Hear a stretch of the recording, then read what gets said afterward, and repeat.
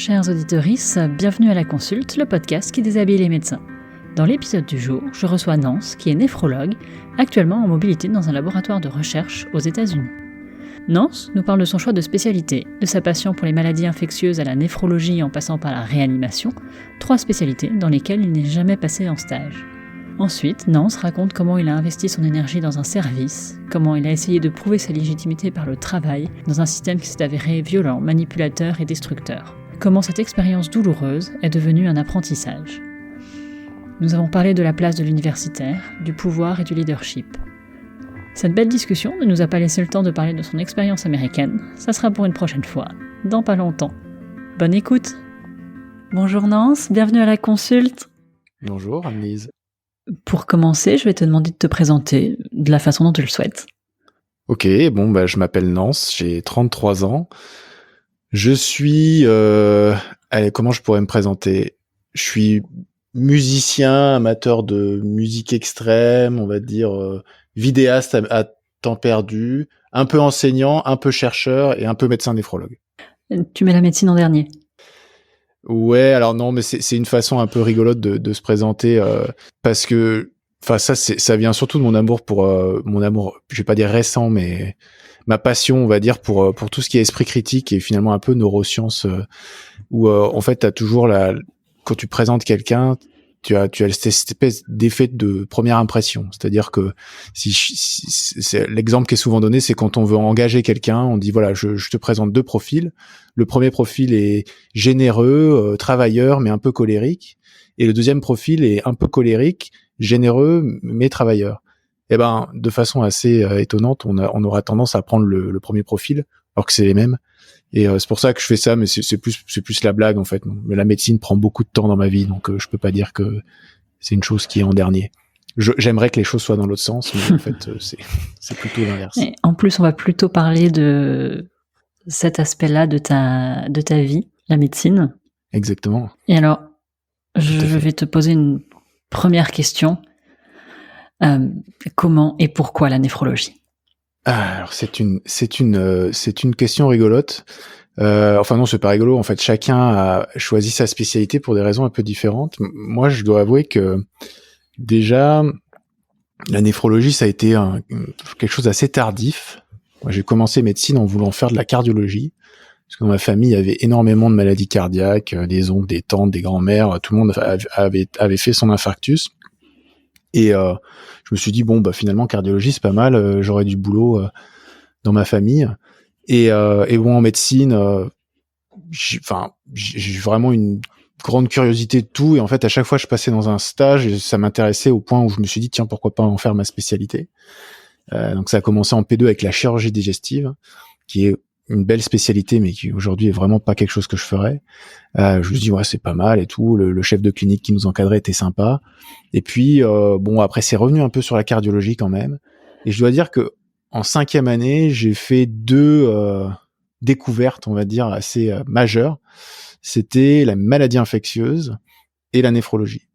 Alors ma passion pendant mes études de médecine, pour ceux qui ont fait des études avec moi, c'était les maladies infectieuses. J'adorais ça, c'était vraiment, je parlais que de ça, à tel point que je révisais même mes cours dans le référentiel à viser des praticiens en maladies infectieuses et pas dans le référentiel pour les étudiants en médecine, parce que je voulais vraiment tout savoir des maladies infectieuses, en tout cas aller au fond des choses.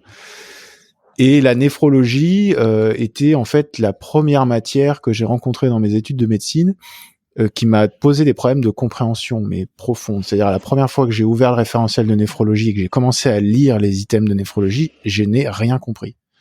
Et j'étais vraiment face à des limites de compréhension, en me disant il y a quelque chose que je comprends pas avec cette matière, c'est mystique, j'y arrive pas quoi. Et à un moment donné, j'ai eu un déclic et j'ai compris comment ça fonctionnait. Alors notamment tout ce qui est problème d'hydratation, donc ça qui est une espèce de bête noire des étudiants. Et du moment que j'ai compris ça, je me suis dit mais en fait c'est assez magique. Et moi j'ai fait mes études à Besançon. Et à Besançon, le chef de service de maladies infectieuses, qui était quelqu'un que je vais pas dire que je vénérais, mais en tout cas c'était vraiment un modèle pour moi.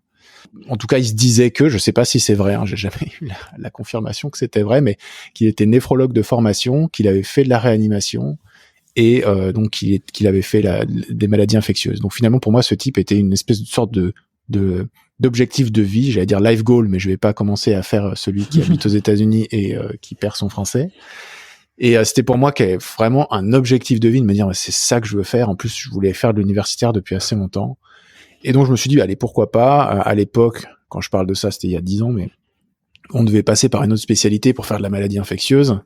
Et je me suis dit allez, tout le monde passe par la médecine interne. Moi, si je vais peut-être passer par la néphro, ça me plaît bien, une petite spé d'organes et tout.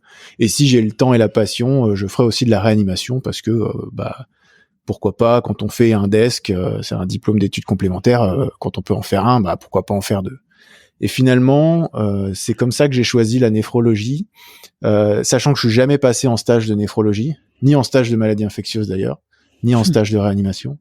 Mais c'était, parce que la réanimation, c'était un peu la maîtresse un peu oubliée. C'était la troisième roue du char que j'aimais bien.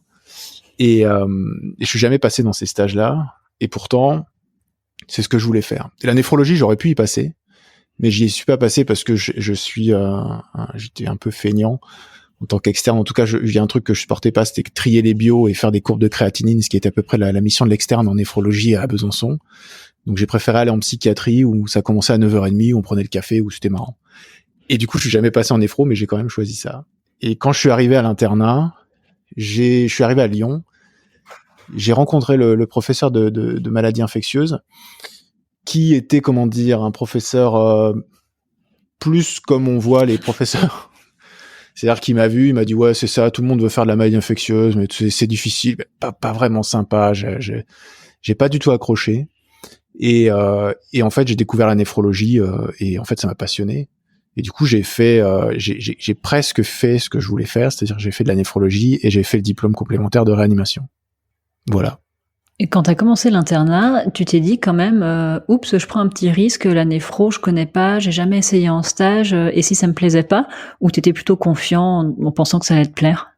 Honnêtement, je me suis jamais posé la question parce que en fait j'avais vraiment envie de faire de la médecine et voilà, l'internat pour moi c'était le début de ma carrière médicale. J'ai envie de faire de la médecine, j'avais envie de montrer que je voulais faire de la recherche. J'avais beaucoup trop d'énergie pour penser à me dire que ça allait pas me plaire.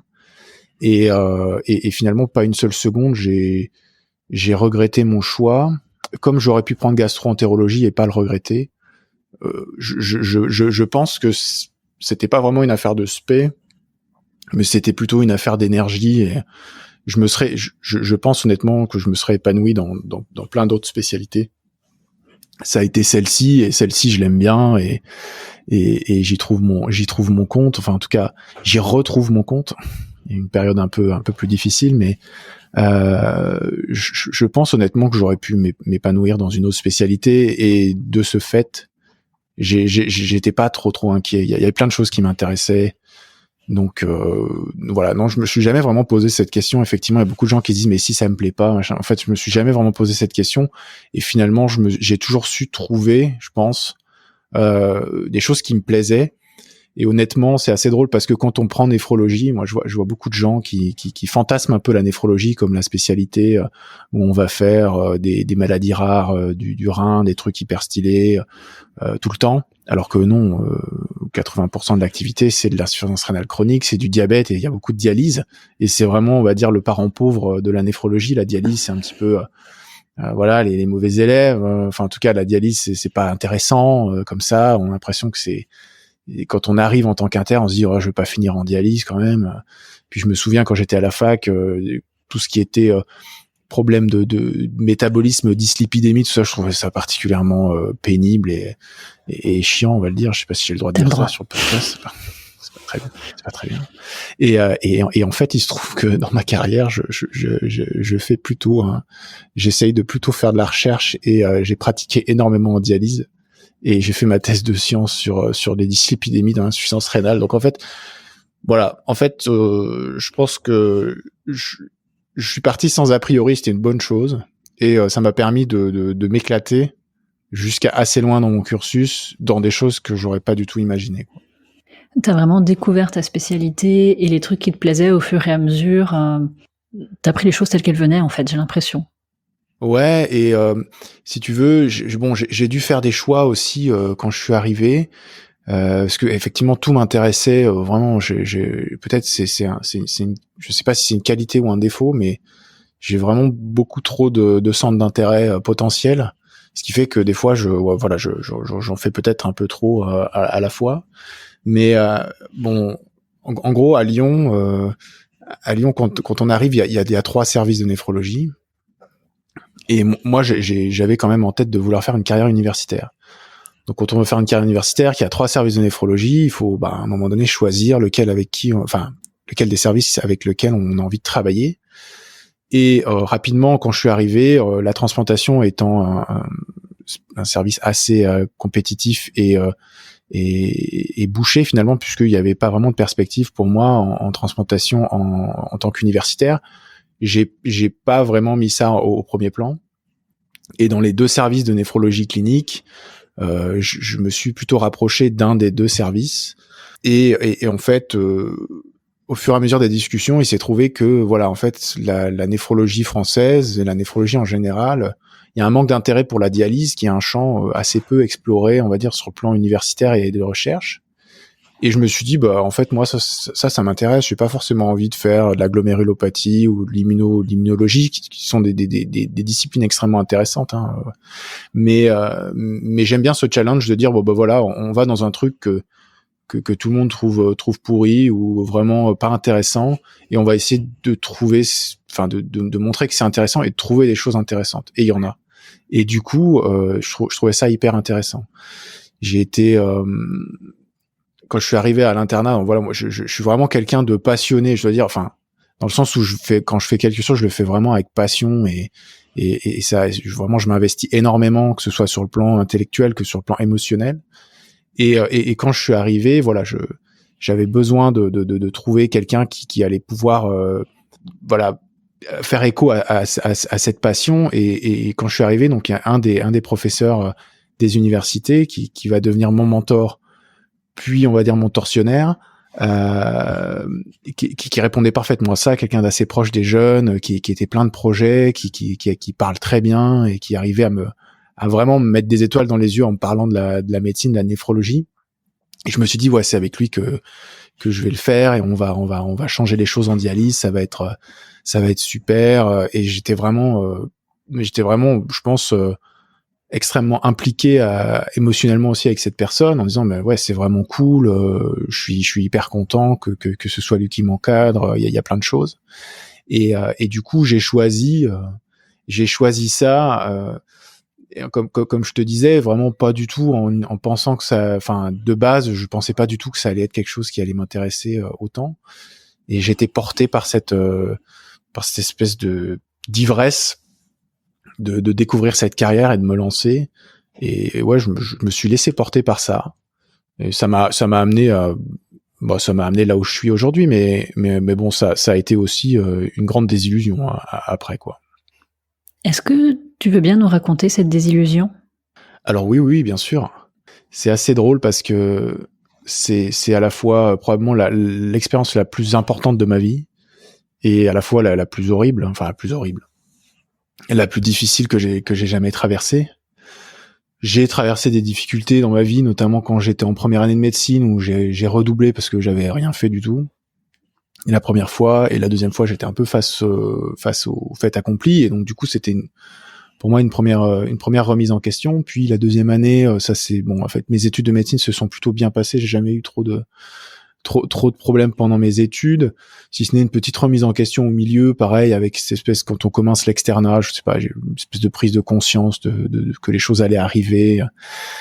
Mais mon internat, comme je te disais, j'avais cette espèce d'énergie infinie pour faire les choses. Et en fait, j'ai toujours occulté les points négatifs des sacrifices, en tout cas des choses que me demandait cette carrière. Et ce qui est assez marrant, c'est que effectivement, donc j'ai commencé à travailler avec cette personne. Et dès le début, il y avait beaucoup de projets, et quand même pas beaucoup de concret, et j'étais quand même, moi, je devais faire pas mal de choses tout seul. Donc j'ai trouvé mon sujet de master 2 tout seul, et en fait ça m'allait bien parce que je suis quelqu'un qui j'aime bien voilà, avoir mes idées, aller au bout de mes idées, et ça m'allait bien je trouvais ça sympa qu'il y ait pas quelqu'un qui me dise ce que j'ai à faire et que je découvre un peu par moi-même. Ça a été une grande force, et je pense que ça m'a permis de faire des choses tout seul, et c'est très bien. Mais j'étais vraiment seul dans cette aventure. J'ai eu de la chance puisque dans mon cursus de recherche, j'ai rencontré mon directeur de thèse, qui est un scientifique qui est pas du tout médecin, et lui par contre a été quelqu'un d'exceptionnel, et qui m'a permis de tenir jusqu'au bout.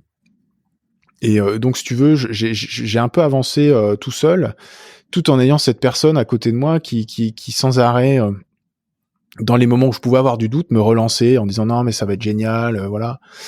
Mais c'était pas génial en fait, parce que en y repensant maintenant, évidemment, on refait le match après. J'ai aussi longtemps je me souviens, en fait, ça s'est toujours très mal passé dans ce service, dans le service de néphrologie. En tout cas, mes chefs de clinique, PH, qui étaient au début mes chefs et qui après allaient devenir mes collègues, n'ont jamais vraiment accepté ma personnalité et ma façon de travailler. Et si tu veux, dès le début, c'était voilà, beaucoup de remarques sur ma personnalité, et puis j'ai entendu des choses que j'avais jamais entendues sur moi, et voilà, dire voilà, j'étais égoïste, que j'étais carriériste, que j'avais, enfin en gros vraiment on dépeignait de moi un portrait extrêmement négatif de celui qui avait les dents qui rayent le parquet et tout, alors que c'était pas du tout mon intention. D'ailleurs, c'est toujours pas le cas. Mais c'était surtout, voilà, moi j'avais beaucoup d'énergie, et puis peut-être qu'il fallait un peu me canaliser, mais j'étais vraiment sincère dans mes démarches, et j'avais pas du tout envie de flouer les gens. Et les gens avaient cette image de moi, et j'ai eu plusieurs conversations assez désagréables avec chacune des PH, des chefs du service. C'était un service essentiellement fait de femmes, mais j'y reviendrai. C'est pas du tout misogyne ce que je dis, mais ça fait partie d'un système de manipulation mentale qui est mis en place. Et donc j'ai dû faire face à de nombreuses remises en question sur ma personnalité, où on m'a vraiment reproché tout, en fait, tout ce qui était possible d'être reproché. Et moi je l'ai accepté en disant, de toute façon, j'ai aucun intérêt à me mettre ces gens à dos, parce que j'ai envie de travailler avec eux, et j'ai envie d'être dans ce service. Je veux pas être chef de service, mais je veux être universitaire, je veux porter des projets de recherche. Je vais être moteur dans ces projets, donc il faut que je travaille avec ces gens-là, et j'avais à cœur aussi de bien m'entendre avec elle. Et donc ça a été difficile. Ça a été très difficile depuis le début de mon internat, où finalement sur mes 8 semestres, les seuls semestres où j'ai eu des remarques négatives et des mauvais retours étaient ceux que j'ai passés dans le service dans lequel j'allais évoluer et où j'avais l'ambition de rester. Ce qui aurait déjà dû me mettre la puce à l'oreille, mais ça ne l'a pas fait, puisque comme je te disais, j'étais aveuglé par mon énergie, on va dire, sans limite, de dire de toute façon j'avance, et voilà, ça ne m'atteignait pas vraiment. À la fin de mon internat, ça a commencé un petit peu à m'atteindre, parce que voilà, à la fin de mon internat, j'avais fait un master 2, j'avais réussi à obtenir avec le service une bourse de presque $200,000 pour faire de la recherche en dialyse. Donc j'avais vraiment l'impression de me dire, de toute façon, je m'intégrerai par mes résultats, par mon travail. Et les gens verront que j'ai une sincérité par rapport à ça. Et finalement, à chaque fois qu'il y avait quelque chose qui se rajoutait, comme, enfin voilà, des bourses, des publications, des choses comme ça, en fait, ça changeait rien en fait. Et les gens, finalement, plus j'avançais, et plus il cristallisait une espèce de haine froide envers moi. Et du coup, je me suis dit, allez, l'internat se termine, je vais devenir chef de clinique, donc je vais être un médecin senior, et je vais pouvoir, voilà, je vais avoir une certaine légitimité. Je suis plus interne, donc ok, quand j'étais interne et que j'avais une communication orale dans un congrès, c'est toujours difficile, les internes, ils sont pas là, blablabla. Mais là, je dis, voilà, chef de clinique, maintenant c'est bon. J'ai une légitimité, je vais pouvoir faire mes trucs et progresser dans ma carrière. Et en fait, voilà, celui qui était mon mentor, était un mentor, voilà, et lui, pour lui, voilà, il fallait que les choses, avancent. Donc je lui ai dit, moi, je veux faire une thèse de sciences. Donc je l'ai enchaîné directement après mon master 2, donc je l'ai faite pendant ma dernière année d'internat et mon clinica. Ce qui est, je pense, une erreur, mais bon, ça c'est une vision personnelle. Enfin, c'est une erreur, ça dépend. Si c'est pas une erreur si on te laisse le temps de le faire. C'est une erreur si, comme moi, y a rien qui est fait pour que ce soit aménagé, et où c'est une lutte permanente pour pouvoir faire les choses, et on les fait sur les week-ends, sur les repos de garde, et dès qu'on veut prendre du temps, c'est compliqué. Et du coup, je me suis rendu compte a posteriori, encore une fois, que finalement, sa position vis-à-vis de moi, c'était une position où il m'avait isolé en fait du reste du service, et que cette position d'isolement m'avait mis dans une espèce de position de soumission par rapport à son bon vouloir. C'est-à-dire que, étant donné que l'ensemble du service était contre moi, alors c'est pas de la parano, mais les gens n'étaient pas forcément contents que je sois là. Je dois juste rajouter qu'on était 2 jeunes chefs de clinique à être intéressés par l'universitaire dans le même service, et on était managés pas en compétition, mais quand même en compétition. C'était assez bizarre. Et ma collègue qui était une femme et qui était beaucoup plus acceptée des autres a eu, elle le sait, on en a beaucoup parlé, c'est une amie. Elle avait beaucoup plus de facilité à s'intégrer dans l'équipe. Elle était mise sur certains projets de recherche, sur certaines publications, alors que moi, on m'a jamais fait cet honneur, on va dire. Et voilà, on était un petit peu dans cette position-là, et moi j'étais vraiment isolé, où j'avais le chef de service qui était avec moi et le reste du monde qui était contre moi. C'était un peu comme ça que c'était in fine. Et mon clinica, où j'ai commencé avec un regain d'énergie, alors encore plus en disant là je suis en thèse de sciences, je vais enseigner, je vais faire de la recherche, je vais avoir ma triple casquette d'universitaire. J'étais enfin je veux dire, j'avais vraiment, je pense que jusqu'à le milieu de mon clinica, qui a duré 3 ans, ou en tout cas la première année, je me levais le matin, j'avais qu'une envie, c'était d'aller travailler. Je me suis jamais, j'étais hyper heureux de ce que je faisais. Et puis quand même, petit à petit, j'ai commencé à déchanter parce que ça devenait de plus en plus compliqué. Quand tu fais une carrière universitaire, de toute façon, on te demande d'être bon dans tous les domaines, c'est-à-dire il faut que tu sois très très très très bon en recherche, il faut que tu publies beaucoup, il faut que tu fasses beaucoup d'enseignements, que tu sois visible à la fac, et il faut que tu sois visible par l'institution, et qu'au niveau de ton travail hospitalier, tu sois au top. Et donc c'est évidemment impossible dans les faits. Et en fait, de toute façon, tout le monde, donc il faut se mettre dans des commissions, dire qu'on fait des trucs. Enfin bon, c'est assez hypocrite, je trouve, cette façon de faire. Mais bon, c'est comme ça, c'est la façon française. Ce serait temps que ça change. Et le problème, c'est que quand tu t'investis beaucoup à la fac, il y a des moments où t'es pas là, quoi. Et t'as beau avoir un statut de mi-temps hospitalier, mi-temps recherche universitaire, dans les faits, c'est pas ce qu'on attend de toi quand tu commences ton clinica. Sachant que dans le service où j'étais à peu près un des seuls, j'étais le premier à occuper le poste que j'avais en dialyse, en voulant faire de l'universitaire, c'est-à-dire en voulant prendre mon temps de recherche et d'enseignement. Et en fait, le service n'était pas et n'est toujours pas organisé pour ça. Et du coup, ça a été très compliqué d'évoluer dans ce service. J'avais 2 collègues qui sont des collègues qui, je pense, n'avaient pas vraiment de grief contre ma personne, mais la situation faisait qu'elles avaient beaucoup de choses à me reprocher. Et c'était très difficile pour moi de prendre des absences universitaires. En fait, il fallait que je prévoie que mes collègues soient là, que ça colle avec leur planning, que ce soit bon à la fac, et si ça collait pas, il fallait que je change quelque chose. Donc soit je changeais l'horaire à la fac, ce qui est compliqué, soit je leur demandais si c'était pas possible de bouger. Donc en fait, moi, à chaque fois que j'avais 1 heure de cours, ça me demandait des efforts vraiment très très importants pour que tout le monde soit satisfait et que je me prenne pas encore des remarques en disant ouais, t'es pas là, tu me l'as pas dit et tout. Et au bout d'un moment, cette énergie là, elle se dissipe, et en fait, il arrive un moment où on fait plus l'effort, de façon consciente, en fait, on sait que ça c'est pas bien, on sait que voilà, on n'a pas prévenu qu'on n'allait pas être là, mais on n'y arrive plus en fait. J'arrivais plus à prévenir, j'avais plus l'énergie en fait d'essayer d'organiser mon temps entre mes trois valences, et de petit à petit, j'ai commencé à vraiment perdre le plaisir de faire tout ça parce que j'y arrivais pas et je voyais que c'était compliqué.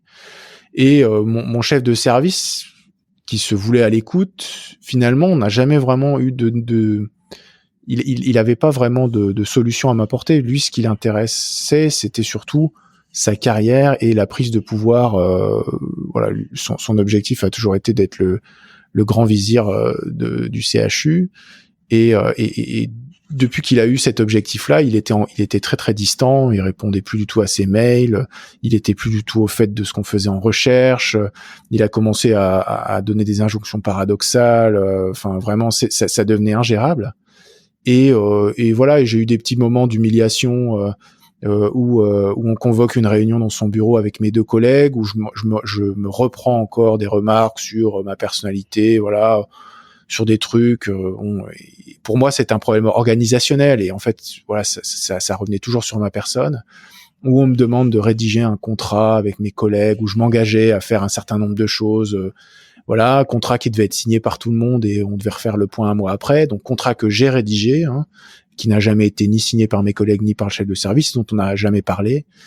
Et finalement c'était toutes ces petites violences du quotidien qui ont fini par m'enfermer dans une espèce d'impasse mentale, où je me suis dit, mais est-ce que c'est vraiment ça que je veux faire? Et en même temps, je m'étais tellement investi et j'avais tellement mis d'énergie dans cette carrière, et je savais que c'était quelque chose dans lequel je m'épanouissais. Mon année de Master 2 a probablement été la plus belle année professionnelle de ma vie, où j'ai découvert la recherche, où j'ai découvert la liberté, un travail dans une équipe soudée, bienveillante au laboratoire, et je pense c'est encore toujours une année auquel je repense souvent quand je pense à des choses heureuses. Je mets cette année dedans. Je sais que c'est une carrière qui m'intéressait, mais j'étais tellement empêtré dans un truc, et vraiment j'ai commencé à me dire que voilà, mon avenir ici allait être compliqué. Mais j'ai quand même continué à m'investir. J'ai quand même, tant bien que mal, réussi à avoir du chef de service, parce qu'en fait, sa façon de faire était telle qu'on était toujours dans l'incertitude de ce qu'allait être le lendemain. C'est-à-dire que quels que soient nos efforts, on avait toujours l'impression qu'on était sur la corde raide, et que la carrière universitaire, en fait, à tout moment pouvait basculer dans non, tu feras pas une carrière universitaire. Et j'avais vraiment l'impression que les praticiens du service avaient la capacité de me refuser cette carrière parce qu'ils m'aimaient pas, et que le chef de service était, voilà, de temps en temps, je me prenais, voilà, ça allait bien entre nous, puis d'un coup, il devenait hyper fermé, et je savais qu'il y avait un truc qui allait pas. Et du coup, hop, c'était réunion dans son bureau. Ouais, on m'a encore dit que t'avais fait ça, on a encore dit que t'avais fait ça. Je dis, mais qui vous a dit ça? On n'en a pas parlé. Et elles m'ont pas dit que ça les a... Enfin, et du coup, je pouvais pas évoluer dans ce milieu. Ça devenait très compliqué. Et à côté de ça, tu rajoutes une thèse de sciences qui nécessite un investissement important. Et voilà, à la fin de ma thèse de sciences, que j'ai passée en février 2020, je veux dire, le mois qui a précédé était vraiment c'était horrible. J'étais vraiment, je pense, à la limite du burn-out, et j'ai vraiment essayé de tenir tant bien que mal, donc jusqu'à la thèse de sciences où on m'a quand même reproché de pas être là le jour de ma soutenance dans le service. J'avais pris ma matinée parce que voilà, j'accueillais mes parents qui avaient fait le déplacement pour venir à la thèse, enfin voilà, ma famille. Donc on m'a reproché de pas être là, puisqu'en fait il y avait des soucis dans le service. Ce service a des gros problèmes aujourd'hui, et ça continue même avec mon départ. Et donc on m'a reproché de pas être là à la réunion alors qu'il y avait beaucoup de problèmes dans le service. Donc voilà, c'était toujours cette espèce de shaming, enfin je sais pas comment dire en français d'ailleurs, mais de honte permanente. Et du coup vraiment le jour de ma thèse de sciences, c'était vraiment voilà, ça s'est passé. C'était assez compliqué. J'ai quand même fait j'ai soutenu ma thèse. Voilà, j'avais travaillé pour. Et le jour de ma thèse de sciences, mon chef de service a dit des choses absolument déplacées lors d'une soutenance, où il m'a menacé en fait de mon comportement devant ma famille, et un certain nombre de gens ont relevé ça, donc des collègues qui étaient là à la soutenance, qui ont dit mais pourquoi il a dit ça se fait pas, enfin. Et c'était très compliqué, et honnêtement mon père est venu me voir après, il m'a dit mais mon père était prêt à aller le voir et lui dire mais pourquoi vous avez dit ça sur mon fils, enfin, je dis calme-toi, c'est bon. Et vraiment après ma thèse de sciences, je me suis dit bon, il y avait les vacances de février, je laisse passer les vacances de février, et si ça va pas mieux, je me mets en arrêt, je m'arrête, parce que je peux pas continuer comme ça. J'étais vraiment, là pour le coup, là je me levais le matin en me disant mais encore combien de temps ça va durer. J'avais ma mobilité internationale à la fin de l'année 2020, et c'était pénible pour moi d'arriver jusque là. Et il y a eu le Covid. Et le Covid, ça a été bien parce que ça m'a permis de faire d'autres choses. On s'est recentré. Il y a tous ces côtés universitaires, toute cette pression a disparu parce qu'on s'est restructuré pour prendre en charge les patients. Et ça a permis de continuer un petit peu l'aventure hospitalière. Et après, une fois que le Covid est rentré dans son cycle plus routinier, qu'on a levé le confinement, les vieux réflexes sont revenus, et là vraiment l'été a été très compliqué jusqu'au mois de septembre, où je me suis dit bon là il faut vraiment que je prenne une décision, et j'ai pris rendez-vous avec des collègues qui étaient pas du service pour leur demander conseil, et on m'a dit mais en fait Nance, il faut que tu comprennes, enfin pourquoi tu restes en fait, je veux dire j'étais passé devant le CNU, donc le collège universitaire de néphro, pour présenter mon dossier. Il dit mais il y a plein de gens en France qui cherchent des universitaires et qui sont intéressés par ton profil. Enfin, là t'es en train de on voit bien que ça va pas. Et si tu partais quoi. Et à partir de ce moment-là, je me suis dit mais ouais en fait pourquoi est-ce que je reste. C'est vrai que j'étais attaché à mon confort de vie à Lyon, j'étais attaché à ce que j'avais construit, et en fait j'avais comme une espèce de tu vois, j'avais envie de rester parce que je voulais montrer que voilà, je vais pas lâcher l'affaire, et que j'y arriverai quand même. Et en fait, je me dis mais en fait pourquoi, l'important c'est de faire un truc qu'on aime, et là j'y arriverai pas en fait. Je vais partir en mobilité 2 ans. Je sais qu'à mon retour, il va rien se passer, et que ça va exactement être la même chose. J'ai décroché un poste de praticien hospitalo-universitaire dans la difficulté parce qu'il y avait des rivalités entre mon chef de service et l'autre chef de néphrologie, où il se faisait une guerre ouverte. Voilà, et donc du coup j'en étais aussi un petit peu le dégât collatéral. Si tu veux, tout ça fait que à un moment donné, voilà, je me dis mais en fait il faut que je parte.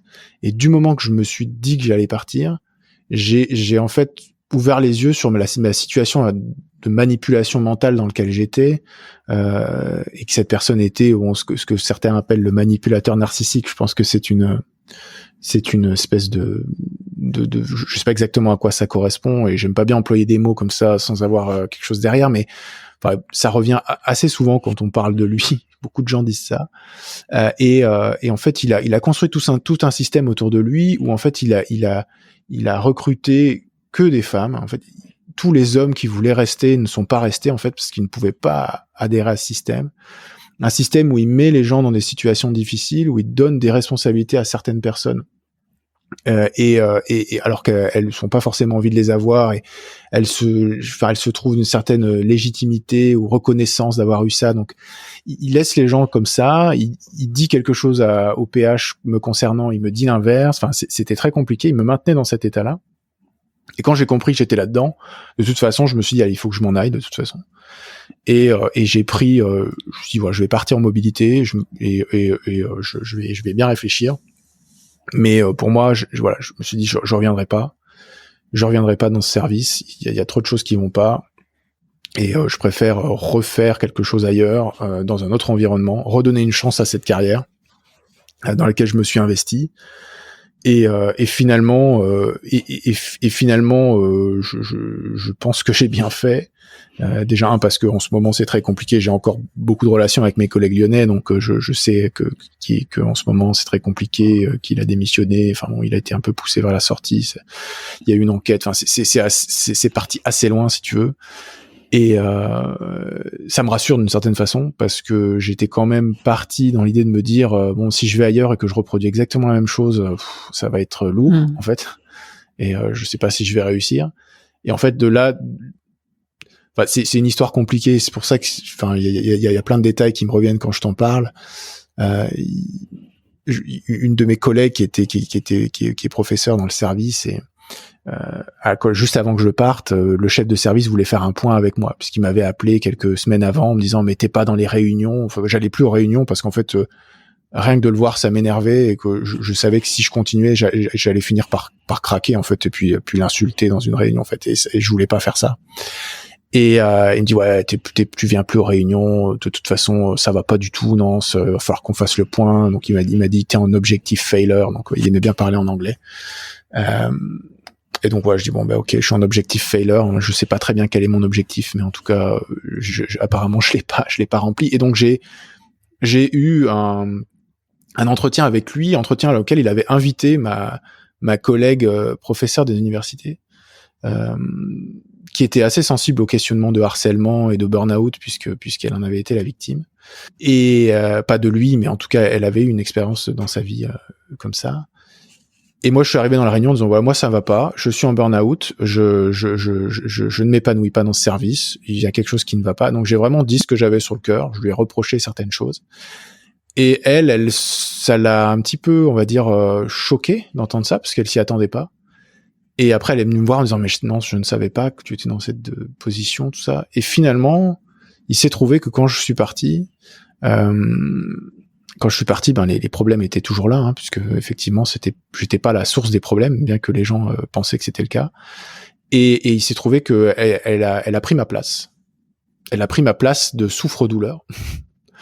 Et elle s'est rendue compte que ce système était extrêmement malsain. Et elle m'a appelé quelques mois après en me disant écoute, non, je suis désolé, je pense que voilà, je viens de me rendre compte que j'ai été manipulé, que j'ai participé à un système de souffrance vis-à-vis de toi et que j'en suis désolé. Voilà, donc on a eu une grande discussion et maintenant on a des relations qui sont tout à fait cordiales et on travaille ensemble.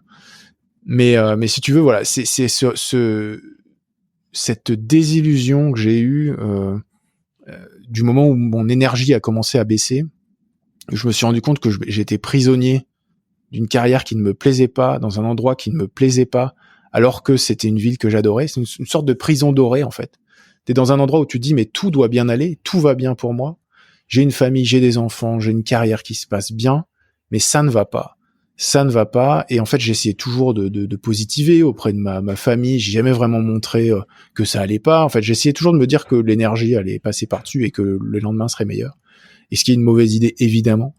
Et quand on finit par exploser, là, ça va très très loin. Et donc, quand j'ai commencé, juste avant de partir, donc là, je suis aux États-Unis, je suis au milieu de ma mobilité de 2 ans. Mais juste avant de partir, je me suis dit, est-ce que je dois partir? Est-ce que je dois emmener ma famille à l'autre bout de la terre pour quelque chose dont je ne suis même pas sûr de la fin? Et c'était vraiment des moments assez difficiles. Et je me suis dit, allez, il faut y aller. Maintenant, tout est prêt. De toute façon, voilà, qu'est-ce que je vais faire en attendant? Autant y aller. Mais j'ai été terrorisé à l'idée de partir à l'autre bout du monde en plein milieu d'une pandémie en plus, en étant complètement déboussolé par rapport à mon avenir professionnel. Et finalement, le fait que les choses se tassent et où j'ai retrouvé en fait un petit peu de la sérénité dans mon milieu professionnel, où j'ai retrouvé en fait la recherche en fait, qui est vraiment un pan important de ma carrière, et je veux que ça soit un pan important de ma carrière, et j'arrivais pas à en faire quand j'étais chef de clinique parce que j'en avais pas le temps, et à la fin je faisais même plus l'effort parce que je me dis ça va être trop compliqué de m'absenter. Donc en fait c'est comme si tu faisais un truc qui te rendait heureux chaque jour et que d'un coup tu le faisais plus pour plein de raisons, forcément ça va pas. Et du coup retrouver ça de façon entière, là, c'est 100% de mon temps de travail, c'est de la recherche. Et j'ai vraiment retrouvé le goût de tout ça et retrouvé un peu le goût de l'enseignement via mon activité sur les réseaux aussi et l'échange direct avec les étudiants, le feedback qu'ils avaient aussi. Et du coup, tout ça est revenu et maintenant, j'ai un projet professionnel en Alsace, à Strasbourg, et je suis hyper motivé et voilà, et je vais tout faire pour que ça se passe bien, tout en connaissant maintenant un peu le revers de tout ça et en essayant de me protéger et de protéger les gens autour de moi aussi, parce que j'ai pas été la seule victime de tout ça et malheureusement voilà, c'est des choses qui arrivent encore beaucoup trop dans les services hospitaliers universitaires, et partout d'ailleurs, hein, pas que dans les services hospitaliers universitaires. Mais voilà, c'est pour ça que je te dis que c'est une des expériences les plus douloureuses de ma vie, mais une des plus importantes, parce qu'au moins elle m'a permis de me dire, voilà, ce que je veux pas, c'est ça je veux pas. Et clairement, si c'est renoncer à la carrière hospitalière universitaire parce que ça se repasse comme ça, j'aurais aucun problème à le faire. Il y a plein de trucs dans ma vie qui me rendent heureux. Comme je te dis, moi, je peux m'épanouir dans plein de choses, et honnêtement, ce sera clairement pas faire ça pour avoir une particule devant mon nom ou un truc. Ça, je m'en fous complètement. Donc, je le ferai par passion, et s'il y a plus de passion, bah, j'arrête. Maintenant, tu es peut-être un peu plus conscient de tes limites et de ta priorité qui est de prendre du plaisir à travailler. Voilà, en fait, je pense que on peut accepter un certain nombre de contraintes dans le travail, parce que on peut pas non plus faire toujours tout ce qu'on veut, et ça, j'en suis bien conscient, mais l'essence même du métier, c'est quand même d'avoir, quand on est hospitalo-universitaire, c'est d'avoir notre valeur ajoutée, c'est le côté universitaire, pas le côté hospitalier. Donc si on peut pas exercer ce côté universitaire, à quoi bon faire cette carrière? Et moi, j'ai pas du tout la prétention d'être le meilleur clinicien du monde. J'adore la clinique, j'adore les patients, j'adore la consultation, j'adore la proximité que j'avais avec mes patients, et je suis bien triste de pas les retrouver à l'issue de mes 2 ans, mais j'en retrouverai d'autres. J'aime ce contact-là, j'aime la médecine, c'est par là que je suis rentré. Mais je pense que là où je peux apporter quelque chose, c'est dans les valences de recherche et d'enseignement. Et ça me dérange pas de pas être le meilleur clinicien du monde. Comme ça me dérange pas de pas être le meilleur chercheur du monde ou le meilleur enseignant du monde. Après, il y a bien un truc dans lequel il va falloir que je sois un peu meilleur que dans les 2 autres. Je sais pas encore ce que c'est, ça dépendra de la carrière, mais si on peut pas exercer ça, ben, dans ce cas, ça sert à rien de faire cette carrière, en fait. Et moi, ce qui me donne envie de me lever le matin, ce qui me donne envie de continuer à travailler, c'est ces 2 valences-là, en fait. C'est ce pourquoi je m'investis dans l'universitaire. C'est faire des cours, en fait, faire des cours, je m'en fiche un peu. C'est voir les étudiants s'investir et apprendre, prendre les connaissances et se les approprier. Là, ce que j'aimerais beaucoup, c'est aussi les ouvrir à l'esprit critique, de façon plus générale, au-delà de la néphrologie, bien entendu, parce que je pense que la pandémie nous a montré qu'on manque à la fois cruellement d'esprit scientifique dans la population et d'esprit critique, notamment surtout parce qu'on est exposé à énormément de choses sur les réseaux et que l'information va de plus en plus vite. Et ça, voilà, c'est ça que je veux sur le plan enseignement. Puis la recherche, la recherche pour moi, c'est quand j'ai fait mon master 2, ça a été vraiment une année où je me suis tellement amusé. Pour moi, faire de la recherche, c'est s'amuser, en fait. Faire des expériences, découvrir des trucs. Pour moi, c'est un jeu, hein. Alors, c'est un jeu, c'est pas que un jeu, hein. Enfin, on va dire que il y a quand même des limites à dire que c'est un jeu, mais moi, je le prends comme ça. Et là, tu vois, mon quotidien, c'est de la recherche. Et je m'amuse, en fait. C'est presque comme si je travaillais pas. J'ai des contraintes, je dois présenter mes sujets mes travaux de recherche, voilà, mais je m'amuse, en fait, je m'éclate. Donc effectivement, de façon assez égoïste, j'ai envie de m'amuser dans mon métier, et la meilleure façon de m'amuser, c'est de faire des cours, de voir les étudiants, discuter, de rigoler avec eux, d'essayer de leur apprendre quelque chose et de les élever un petit peu au-delà de la néphro, parce que bon, la néphro, on ouvre un bouquin, voilà, on a ce qu'il faut, hein, c'est pas un problème. Et puis si on sait pas, on appellera un néphrologue, hein, c'est pas trop un souci. Mais si tu veux, voilà, moi j'ai envie de m'amuser parce que c'est comme ça que j'ai commencé ma carrière professionnelle, en m'amusant dans mon quotidien, à l'hôpital, au laboratoire, à la fac, et je veux que ça continue. Donc ouais, aujourd'hui je veux que ça continue, donc je ferai tout pour que ça continue. Et si ça s'arrête et que ça devient trop contraignant, j'arrêterai, ouais, sans aucun état d'âme. Je pense que j'ai plus rien, enfin, c'est pas que j'ai plus rien à prouver, parce que j'ai encore beaucoup de choses à prouver pour atteindre le Graal, on va dire, en tout cas pour atteindre le grade de professeur pour enfin pouvoir être plus tranquille dans sa façon d'évoluer et de faire ces choses-là, on va dire de faire l'enseignement et de la recherche. Mais honnêtement, voilà, je veux dire, j'ai fait énormément de choses qui font que voilà, aujourd'hui, j'ai pas forcément, j'ai pas forcément besoin d'un titre, tout ça, je m'en fiche, quoi. Je t'écoute parler et tu me dis que tu as envie de rigoler avec les étudiants, tu as cette expérience de... Tu as parlé à un moment de rapport de soumission avec ton chef de service. Voilà, tu te destines à être PUPH, ce qui peut être vu comme une position de pouvoir à l'hôpital et à la fac. Ça veut dire quoi pour toi avoir du pouvoir, en fait? Je sais pas si ma question est très claire, mais comment tu t'imagines, toi, avoir du pouvoir, en fait? Ouais, je vois ce que tu veux dire. En fait, c'est très ambigu la façon dont on envisage la carrière hospitalo-universitaire aujourd'hui. Je pense que notre esprit, et là je fais appel à un peu notre esprit critique, notre esprit fonctionne de toute façon par a priori, et on a un a priori sur la carrière hospitalo-universitaire. Et cet a priori, il est de toute façon abreuvé par le comportement des hospitalo-universitaires et du système aujourd'hui. C'est-à-dire que aujourd'hui, on devient hospitalo-universitaire et de façon avec une espèce de légitimité quasiment chevaleresque, enfin je veux dire royale, on devient chef de service. Voilà. Alors que je veux dire dans l'hospitalo-universitaire, il n'y a aucun moment des nécessités de faire des formations managériales. On a la nécessité de se former en pédagogie, on a la nécessité d'avoir un certain background de recherche. À aucun moment, on ne nous demande de devenir des managers ou de gérer des équipes. De fait, effectivement, quand tu as des projets de recherche, tu vas pouvoir gérer des gens. Mais à aucun moment, on a ce truc-là. Et pourtant, les générations antérieures à la mienne universitaire sont des gens qui par filiation, voilà, devenaient le prochain professeur, le prochain chef de service. Et le prochain doyen à la fac, ça se comprend un peu plus, parce que forcément, quand on est à la fac et qu'on est universitaire, il y a que des universitaires à la fac, enfin, quasiment, si tu veux.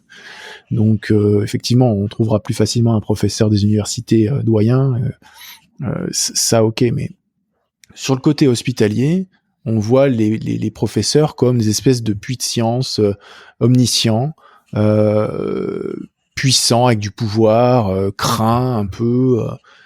alors que ça, c'est une vision tellement, enfin moi, cette vision, elle me dégoûte et elle me révolte en fait, parce que je l'ai vécu. J'ai vécu un professeur comme ça, et s'il y a quelque chose que je veux pas devenir, c'est ça. Et moi, personnellement, être chef de service, ça ne m'intéresse pas. Comme je te dis, être universitaire, déjà moi, le titre de professeur, je m'en fiche. Hein, je pense que c'est simplement c'est comme je sais pas comment dire ça, mais voilà, quand tu t'inscris à un marathon, ben en fait que tu fais de la course, tu sais que l'important c'est voilà, tu fais de la course, c'est bon pour ton cardio, c'est bon pour ta santé, mais quand tu t'inscris à un marathon, bah t'as envie de le finir en fait. T'as envie de le finir pour dire j'ai fini ce marathon, ok. Mais finalement, à la fin de ce marathon, tu vas continuer à faire de la course. Et l'important est ailleurs. L'important est que ça t'apporte un équilibre, ça te rend heureux. Et finalement, pour moi, la carrière universitaire, c'est ça. C'est moi, ce qui me rend heureux, c'est faire de la recherche et de l'enseignement et de la médecine. Voilà, ça me rend heureux. C'est comme ça que je veux exercer aujourd'hui. Et en fait, le titre de professeur, c'est un marathon. C'est juste voilà, je m'inscris à un marathon, je veux le finir. Je veux le finir parce que je sais que cette position me donnera la légitimité pour le reste de ma carrière de m'éclater et de faire de l'enseignement et de la recherche. Mais honnêtement, je m'en fiche de ce truc-là. Et si tu veux, je pense qu'aujourd'hui notre système français est encore dans l'inconscient collectif, et ça va même plus loin que dans l'inconscient, c'est que c'est encore comme ça, du professeur omniscient, homme de science ou femme de science, qui fait tout et qui est et qui doit forcément avoir le pouvoir. Moi, honnêtement, je pense que le chef de service hospitalier doit être un praticien hospitalier qui est là à 100%, qui travaille à 100% à l'hôpital. C'est lui qui doit gérer le service. L'hôpital universitaire, il est à la frontière entre deux mondes, entre trois mondes même. Je veux dire, à quel moment il a la légitimité de gérer un service? Pour moi, aujourd'hui, la médecine est en train de changer, l'hôpital est en train de changer, doit changer, et une de ces métamorphoses, c'est la place de l'universitaire. L'universitaire doit retrouver sa place d'universitaire. Voilà, il doit laisser un peu toutes ces il y a trop de noms de professeurs dans toutes les grandes commissions et tous les postes du pouvoir sont occupés par des professeurs, et ce n'est pas une bonne chose. Si ces gens-là sont professeurs, c'est ils se sont engagés à faire de l'universitaire. Sinon, ils font de l'hospitalier, ils sont praticiens hospitaliers. Donc moi, je milite pour ça, et je milite aussi pour ouvrir les carrières et qu'on arrête de ne pas qu'on arrête de vouloir former des gens qui sont bons partout et en fait qui sont bons nulle part, parce qu'en fait c'est pas possible d'être bon partout.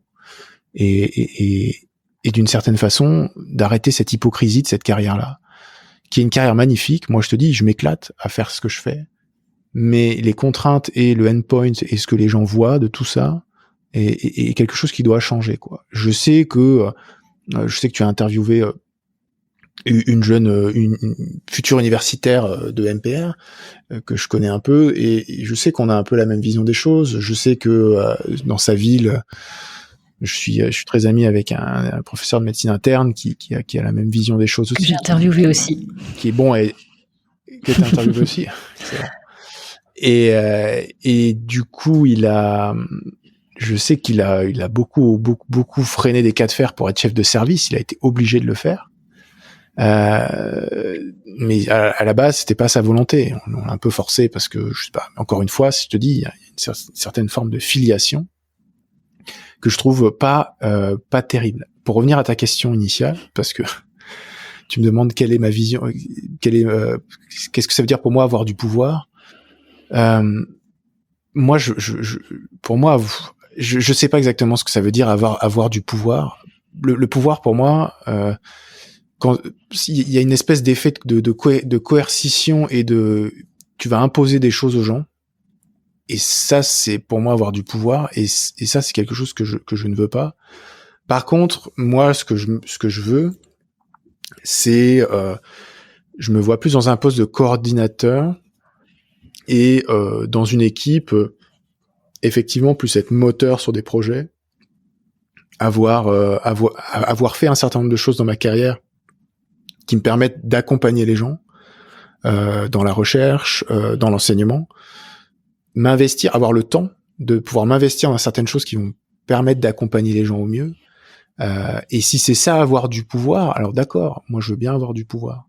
Mais si c'est avoir du pouvoir pour être le chef, non, franchement, je pense qu'on n'a pas besoin d'être le chef pour être quelqu'un d'inspirant ou quelqu'un qui a, entre guillemets, comme tu dis, du pouvoir.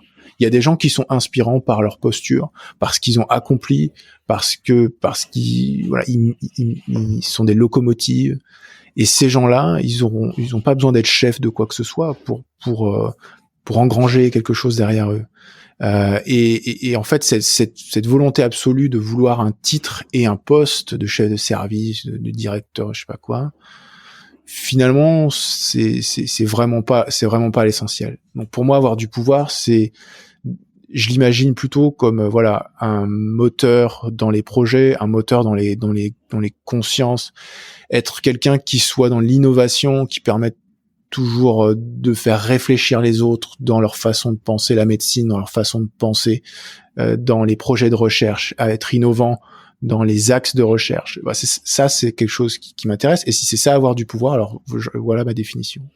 En fait, ce que toi, tu veux avoir comme pouvoir, ce sera plutôt en fait du leadership.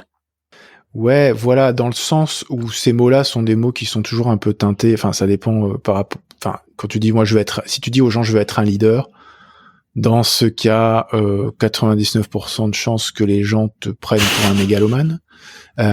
Non, mais on est d'accord. D'une certaine façon. Et moi, je me souviens, mon ancien chef de service, qui je te dis, était quelqu'un de très inspirant et qui aujourd'hui est plutôt quelqu'un qui, je vais pas être moi je vais pas être très gentil en disant ça, mais bon, en même temps il a un peu cherché, mais qui me dégoûte vraiment dans sa façon de faire de la médecine et du management, qui disait de toute façon pour être professeur il faut être un peu mégalomane. Non, pour être professeur, pour être un professeur comme lui l'entend, oui, il faut être mégalomane. Hein, lui, il voulait toujours avoir plus de pouvoir et c'est ça qui l'intéressait. Mais en fait, vouloir être un leader, ce que je te dis, c'est vouloir être un leader. On veut pas être un leader. On peut pas dire se lever un jour et dire demain je serai un leader. On est un leader dans son comportement. Et on est un leader quand on est dans un comportement bienveillant. Sinon, on est un dictateur. Quand on impose aux gens une façon de penser, quand on impose aux gens une façon de s'habiller, quand on impose aux gens une façon de tout ce que tu veux, ça s'appelle de la dictature. C'est de la dictature politique, la dictature de la pensée. Quand on est un leader bienveillant, on inspire les gens. On inspire les gens.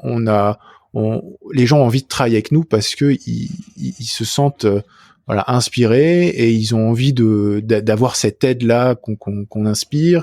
Ils savent que avec toi les choses s'ils ont un projet de recherche, ils savent que ça va avancer. Moi je connais des gens, j'ai travaillé avec des gens qui étaient des vrais leaders. Mon directeur de thèse était un leader et pourtant c'est pas du tout quelqu'un qui revendique un poste. Il est professeur des universités en physiologie, poste qu'il a eu il y a pas très longtemps alors qu'il avait le CV depuis 10 ans. Et c'est quelqu'un qui, à son contact, t'inspire. Et avec lui, j'ai fait de la recherche, j'ai fait des projets, et je continue à en avoir. Je dis pas qu'on a révolutionné la médecine, mais pas du tout d'ailleurs. Mais en fait, c'est quelqu'un qui t'inspire. À son contact, t'as envie de travailler avec lui. Tu as besoin de ses conseils et aujourd'hui, alors que moi je suis en postdoc, j'ai passé ma thèse, j'ai toujours besoin de ses conseils et je lui pose toujours des questions et je sais que ses conseils me sont précieux, même s'il y a des trucs qui aujourd'hui je pense je sais mieux faire que lui, qui n'était pas le cas quand j'étais en master 2, mais il y a des choses que je maîtrise mieux que lui parce que on a des trajectoires de carrière différentes. Mais lui c'est un leader, c'est quelqu'un qui m'inspire et c'est ce genre de personne que je veux devenir. Pas forcément, il est chef de rien du tout, mais il inspire beaucoup de gens. Et voilà, ça c'est le leadership, le vrai leadership pour moi. Et c'est quelque chose qui s'impose à toi, c'est pas toi qui c'est pas toi qui le choisis, ça. Peut-être que je serai jamais un leader, peut-être que et finalement c'est pas si grave, mais je veux dire c'est pas moi qui le choisirai. Sinon ma façon de faire, les gens ont envie de me suivre et ça les inspire et ils engrangent des nouvelles choses et ça leur permet de grandir dans leur projet. Et c'est cool, tant mieux. Si c'est pas le cas, je ferai le taf, hein, et puis je ferai autre chose à côté, hein, pas de problème. Je la trouve extrêmement intéressante cette réflexion sur avoir du pouvoir et être un leader. J'avais envie de parler d'autres aspects de ta carrière.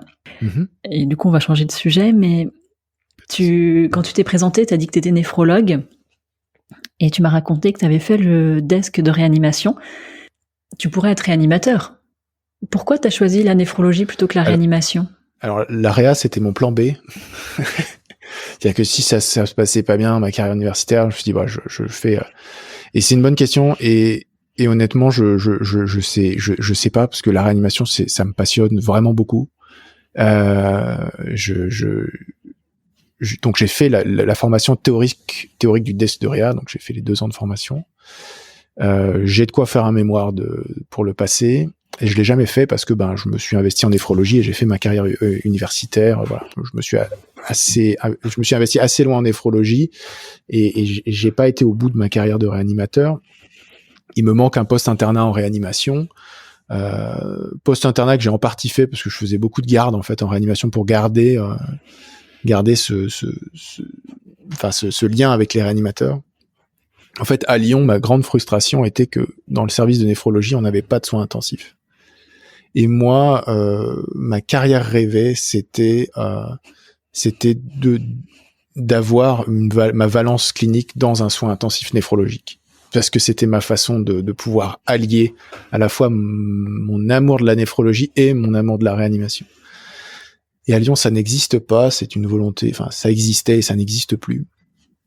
Et à chaque fois que j'ai dit que moi je voulais m'investir pour refaire un soin intensif néphrologique, t'imagines bien que quand ça va à l'encontre du paquebot qui est que le CHU de Lyon, qui est le deuxième CHU de France, c'est devenu compliqué, quoi. C'est un peu David contre Goliath, donc Don Quichotte et Moulin, quoi.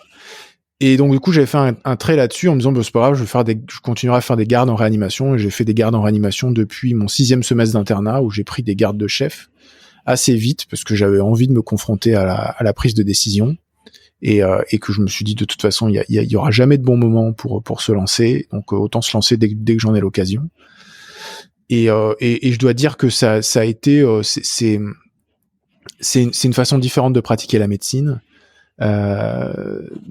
C'est être sans arrêt quand même face à une humanité extrêmement qui tient plus qu'à un fil. La réanimation, c'est vraiment l'endroit où je pense on déshumanise le plus, et à la fois où quand on cherche à humaniser un maximum. Enfin, c'est assez bizarre ce que je dis, mais la réanimation peut être vraiment quelque chose qui écorche l'humanité énormément. Alors sur le plan physique, je pense que les médecins physiques et de réadaptation le savent bien puisqu'ils récupèrent les patients derrière. Mais la réanimation est quelque chose qui altère énormément l'humanité sur son plan fonctionnel, mais aussi sur l'humain. L'humain devient en fait une somme d'organes qui dysfonctionnent ou qui fonctionnent, que l'on monitore. Alors est-ce que c'est passionnant? Oui, c'est passionnant sur le plan médical, c'est extrêmement riche. Et sur le plan humain, du fait d'avoir cette grande déshumanisation, l'humanité redevient un objectif. Il faut réhumaniser la personne. Il faut absolument être le garant de maintenir le maximum d'humanité dans notre soin, dans notre rapport avec la famille, dans notre rapport avec la personne. Et c'est quelque chose qu'on oublie parce que il y a plein de choses qu'on pense être acquises. Effectivement, l'humanité, on n'est pas vraiment soumis dans nos sociétés à des choses qui sont vraiment extrêmement inhumaines, comme les crimes de guerre ou la famine. Enfin, il y a des choses comme ça qu'on ne voit pas dans nos sociétés occidentales. Et d'une certaine façon, travailler en réanimation, ça nous rappelle à quel point on est fragile et à quel point on peut vraiment, perdre cette humanité, je sais pas comment le définir, mais vraiment. On a des gens qui sont vraiment, qui deviennent, c'est très dur ce que je veux dire, mais qui deviennent vraiment des bouts de viande en fait, hein, vraiment. Je veux dire, et d'une certaine façon, parfois on a besoin de passer par là pour les maintenir en vie, parce que ça devient tellement compliqué. Les gens, enfin, sont défigurés par les œdèmes, par les nécroses. Enfin, il y a énormément de choses très très sévères en réanimation, et c'est un passage obligé pour les maintenir en vie. Et malgré tout ça, on a des équipes, on a des gens qui maintiennent un lien fort avec l'humanité, avec la famille, et c'est super beau de travailler en réanimation parce que on a ça, on a la mort, on travaille avec la mort, on travaille avec la maladie grave en permanence, mais on est dans un environnement, et c'est assez marrant parce qu'on est dans un environnement où au contraire tout est très apaisé, où en réanimation, j'ai beaucoup appris à garder mon sang-froid, et que en fait dans l'urgence, le plus urgent, c'est de rester calme et de prendre des décisions réfléchies et posées. Et je me souviens quand j'ai commencé mon internat où j'ai vu quelques situations d'urgence où en fait tout le monde s'agite et ça devient complètement ingérable. Tout le monde tourne en rond et en fait on perd complètement son sang-froid. Après de passer en réanimation, après avoir fait quelques gardes, en fait, il y a plus grand chose qui nous. Moi, il y a plein de situations dans lesquelles j'ai vraiment eu peur et où j'ai vraiment vidé mes surrénales sur le plan personnel. L'intubation de 6 heures du matin à 70 de SAT. Enfin bon, il y a des choses comme ça qui sont restées des moments difficiles et des moments beaux à la fois. Une fois qu'on l'a passé, on se dit on a vraiment fait quelque chose de fou. Mais quand je revenais dans les services et qu'il y avait des situations d'urgence, j'étais pas du tout décontenancé. Et en fait, et c'était assez bizarre parce que les gens, qui ont pas cette expérience de réanimation, pas tous, mais en tout cas, ça les choque finalement qu'on soit hyper calme et que même face à un arrêt cardiaque, voilà, on sait ce qu'il faut faire, on n'y a pas 50 trucs à faire. Mais dans des situations où les gens commencent à vraiment avoir besoin de réanimation et on est dans cette période tampon où on va les muter en réanimation, mais il faut quand même les réanimer dans le service, et ben il y a une certaine quiétude et en fait ça apaise tout le monde. Ça apaise tout le monde. Donc la réa, c'est une passion pour moi et j'ai la chance d'aller dans un service à Strasbourg où il y a un soin intensif néphrologique, un soin intensif où je compte bien à terme m'investir. Et finalement, voilà, je suis content parce que je vais pouvoir allier à la fois mes deux passions et en plus je suis content parce que maintenant ma recherche, je fais de la recherche sur l'insuffisance rénale aiguë, donc j'ai un peu bouclé les passions dans mon milieu professionnel et finalement c'est bien comme ça. C'est bien comme ça. Mais j'aurais pu faire de la réanimation. J'ai des bonnes relations avec les réas dans lesquels j'ai bossé. Et ils auraient été contents, je pense, que je puisse rejoindre leur équipe. Ils m'ont demandé à plusieurs reprises d'ailleurs. Et j'ai toujours dit non, parce que je faisais ma carrière en néphrologie. Mais avec le recul, peut-être que j'aurais pu faire 1 an en réanimation. Ça aurait été différent. C'est difficile de refaire le match après coup, hein, mais je dois dire, la réanimation, c'est quelque chose qui dans ma pratique quotidienne m'a beaucoup aidé à surtout gagner en sérénité dans les situations dans les situations en fait difficiles. La néphrologie est une spécialité où on a des patients très lourds et on est parfois face à des patients qui décompensent très rapidement et il faut, je pense, c'est nécessaire d'ailleurs dans l'internat de néphrologie, il y a un semestre de réanimation obligatoire. Et c'est très bien, et je pense qu'il faudrait même en faire plus, mais bon, ça c'est mon avis. Et ça permet de garder cette sérénité et la réflexion du réanimateur aussi est quelque chose qui est pas la même réflexion que le néphrologue. Pour les mêmes problèmes, on réfléchit pas tout à fait de la même façon. Et c'est bien d'avoir les deux côtés parce que du coup on arrive à réfléchir un petit peu avec l'une ou l'autre façon de réfléchir dans différentes situations. Donc non, moi c'est une super expérience. C'est dommage qu'aujourd'hui les internes puissent plus avoir cette double casquette et qu'il faille qu'ils choisissent tout de suite la réanimation, ce qui je pense est une erreur. Mais donc voilà, moi je suis content de l'avoir fait et je regrette qu'ils puissent plus le faire aujourd'hui.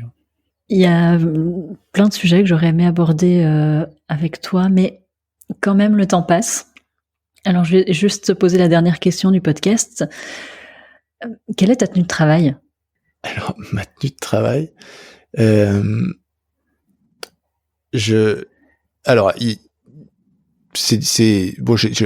une seule tenue de travail pour mes 3 valences, on va dire, et je sais pas que je mets un point d'orgue à vouloir être habillé comme ça. En fait, je vais au travail en vélo et mon mettre des chemises c'est pas possible parce que sur le vélo c'est compliqué. Bon, voilà, même si j'ai avec le temps et la vieillesse arrivant galopante, j'ai pris un vélo électrique parce que c'était pour moi plus simple d'aller au labo, à l'université, à l'hôpital en vélo électrique quand je faisais les allers-retours dans la journée, ce qui me permettait surtout de pas être en transpiration. Mais je t'ai dit au début que j'aimais bien les musiques extrêmes. Je suis un grand fan de hard rock et de métal et ma tenue de travail est quand même souvent un t-shirt de métal et un pantalon noir. Et je sais pas si c'est une forme de provocation inconsciente, mais j'aime pas forcément justement ce côté où tu vois, on dit, enfin, ce truc populaire qui dit l'habit ne fait pas le moine. Bon, ça, j'aime pas trop ces trucs-là. Mais bon, globalement, c'est tu mets ta blouse. Ici aux États-Unis, tu vois, les médecins, ils ont une cravate et une chemise. Enfin, moi, je trouve ça ridicule en fait de vouloir résumer une personne à la façon dont il est habillé, et que justement cet espace-là est un espace où on peut s'exprimer aussi. Et moi, en fait, donc que ce soit à la fac pour donner des cours, que ce soit au labo pour faire mes expériences, ou pendant mes consultations, mes visites, j'avais mon t-shirt de hard rock avec une tête de mort et choses comme ça, et évidemment ma blouse. Mais je dois te dire que j'aimais bien parfois ne pas mettre la blouse. C'est pas bien. Je le sais, hein. Alors, j'ai écouté quelques podcasts, j'en dis oui, pour l'hygiène et tout. Alors, c'est vrai. C'est vrai, mais je trouve que, écoute, il y a eu quelques fois où j'avais vraiment pas eu le temps de manger, machin, je me suis dépêché, je suis allé en consultation en oubliant ma blouse, et je suis arrivé comme ça en consultation avec, mon habit standard de tous les jours, c'est-à-dire un jean noir et puis un t-shirt du Hellfest essentiellement parce que j'y vais tous les ans, enfin quand j'étais en France. Et finalement, les gens ont une petite réaction un peu bizarre quand ils te voient comme ça, surtout sans blouse en consultation. Mais finalement, c'était des consultations où j'arrivais vraiment beaucoup plus à discuter avec les gens et à être moins dans le rapport médecin-patient et plus dans l'échange. Et je pense que c'est des consultations qui étaient beaucoup plus intéressantes parce que finalement, mon rôle, c'était plutôt de les conseiller par rapport à l'insuffisance rénale chronique plus qu'à leur dire quoi faire de façon avec des injonctions. Et donc, ma tenue de travail, moi, j'aime bien cette tenue, où les gens disent mais c'est quoi cette tenue? Finalement, ça les choque. Alors, j'ai une petite histoire, si j'ai juste un peu de temps. Je me souviens, j'ai un patient, j'étais de garde le samedi et j'étais appelé en réanimation pour un patient de 40 ans qui faisait une maladie de goût de pasture, donc qui est une néphropathie très sévère, qui finit quasiment tout le temps en dialyse. Et ce patient, donc, je l'ai vu pour la première fois le week-end, je lui ai expliqué sa pathologie, et il se trouve que quand il est sorti de réanimation, on lui a mis un cathéter de longue durée, et je l'ai posé avec un interne. Et j'avais demandé il y a une des internes qui m'avait offert des calots pour le bloc personnalisé, et ma sœur m'en avait fait aussi, où il y avait des têtes de mort dessus. Et donc le patient, me voyant arriver avec ça, il me disait oh là là, mais ça, il dit super, ça met la confiance, quoi. On arrive, le médecin a des têtes de mort, et j'ai dit ah non, mais écoutez, moi les têtes de mort, je dis non, moi je suis un grand fan de musique, de rock, de métal, donc voilà, mais vous inquiétez pas, il y a pas de problème. Et il dit ah, vous aimez quoi comme musique? Mon groupe préféré étant Pink Floyd, qui est pas du tout un groupe de métal d'ailleurs, mais et il dit ah ben moi aussi j'adore Pink Floyd et tout. Et en fait, ce patient-là est devenu quelqu'un avec qui j'ai énormément discuté de musique et où j'avais une bonne relation. Je pense qu'il a été ça l'a beaucoup déstressé aussi, et finalement, tu vois, ces petits détails dans ta tenue font que déjà ça te fait une ouverture par rapport aux gens. Ça les choque, mais finalement ça les met en confiance. Enfin, je pense. Pour ceux qui et que même mes mamies de 90 ans en dialyse, ça les a jamais choqués. Au contraire. Je trouvais ça marrant. Puis peu de fois où je suis arrivé en chemise, les gens me demandaient ce qui se passait, quoi. Et souvent c'était parce que je devais aller voir le doyen ou je sais pas quoi. Et donc on me disait non mais là faut vraiment que tu t'habilles comme il faut parce que tu peux pas aller passer ton audition pour PHU avec ton t-shirt de métal, c'est pas possible. Mais très honnêtement, c'est pas l'envie qui m'en manquait. Je te propose qu'on s'arrête sur cette réflexion. Je te remercie, Nance, d'avoir répondu à toutes mes questions. Enfin, non, pas toutes parce que j'en ai d'autres, mais tant pis. Et merci beaucoup. Eh ben, écoute, merci à toi de m'avoir interrogé. C'était vraiment un exercice intéressant et longue vie au podcast La Consulte. L'épisode est maintenant terminé et j'espère qu'il vous a plu et inspiré. Je vous invite à me rejoindre sur le compte Instagram de La Consulte @podcastlaconsulte ou sur le compte Twitter @podlaconsulte. J'attends avec impatience vos retours sur l'épisode que vous venez d'écouter et j'attends également avec impatience vos propositions d'invités ou vos témoignages de médecins. Pour soutenir le podcast, je vous serai très reconnaissante d'en parler autour de vous et de mettre une note 5 étoiles avec un commentaire sur vos applis de podcast. Merci de m'avoir écouté jusqu'ici et à bientôt.